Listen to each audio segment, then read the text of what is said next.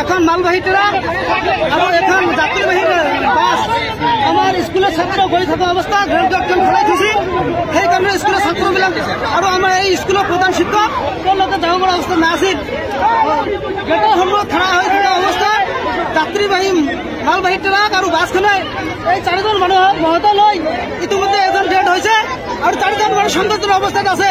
এই কাৰণে আমি প্ৰতিবাদ কৰিব লৈছো যে আমাৰ এই ঠাইখনত ইয়াৰ আগতে 8-10জন মানুহ মৰিছে। এই পুলিচ প্ৰশাসন কেতিয়া আমাক ট্ৰাফিক পুলিচ দিয়া নাই, যদিও দিছে এদিন দুদিনমান পিছত ইয়াৰ পৰা উঠাই লৈছে। সেইকাৰণে আমি স্কুলৰ ছাত্ৰ আৰু সমূহৰ ৰাইজ ইয়াত একত্ৰ হৈ এই আন্দোলন কাৰ্যসূচী হাতত লৈছো। যেতিয়ালৈকে ট্ৰাফিক পুলিচ আমাৰ ইয়াত নিদিব তেতিয়ালৈকে এই আন্দোলন চলি যাব। আমি কোনোমতে ইতিমধ্যে যিজনৰ মৃত্যু হৈছিল তেওঁৰ নাম কি আৰু নাম আমি জনাব জ্যোতি নাই বুলি চিনাক্ত হৈছে। কোন স্কুলৰ ছাত্ৰ হয়? এওঁলোকে MC আগৰতলীৰ প্ৰাক্তন ছাত্ৰ হয়। বৰ্তমান যিসকল ছাত্ৰ আৰু আহত কেইজন? আহত 4জন তার মধ্যে একজন আমার প্রধান শিক্ষক রফিকুল ইসলাম আর 3জন মান স্টুডেন্ট আছে। তার কারণে আমি প্রশাসন গণতন্ত্র ডুমরদহ প্রার্থী আমার এই রেলগেটের সন্মুখত ডুমরদহ ইয়াতে আমার হায়ার সেকেন্ডারি LP স্কুল আর কি আছে জাতীয় বিদ্যালয় আছে। এই আজি প্রায় 10-15 বছর পর আমি কৈ আছো, কিন্তু ইয়াত আমার কোনো ট্রাফিক ব্যবস্থা করা নাই। তার জন্য আমি সকলে একগত হয় এই রাষ্ট্রীয় ঘাইপথত প্রতিবাদ কৰিব লৈছো।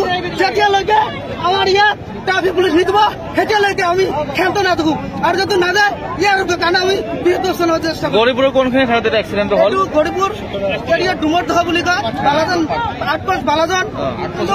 আৰু দুখৰ বিষয় 20 মিনিট পিছত বালাজন ICUত আহি পালে। এইটো আৰু নিৰ্ণয়ৰ কথা।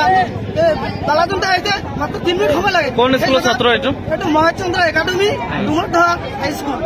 মুঠ আহতৰ সংখ্যা কিমান আৰু নিহত সংখ্যা? 4জন, এজন মৃত্যু হৈছে।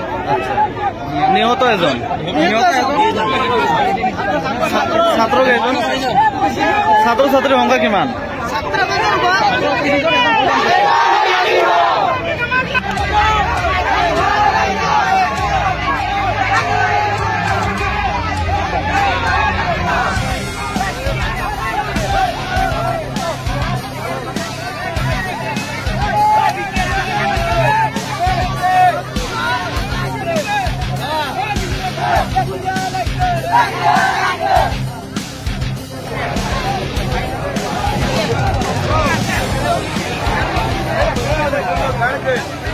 Traffic stop, traffic stop, traffic stop.